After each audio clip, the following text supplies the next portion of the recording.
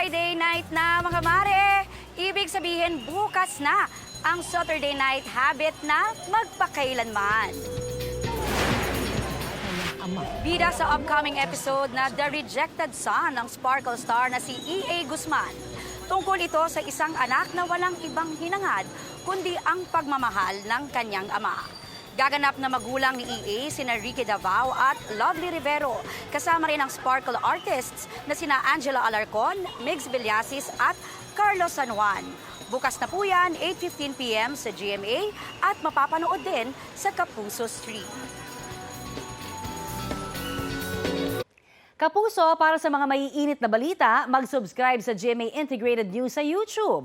Sa mga kapuso naman abroad, subaybayan nyo kami sa GMA Pinoy TV at sa www.gmanews.tv.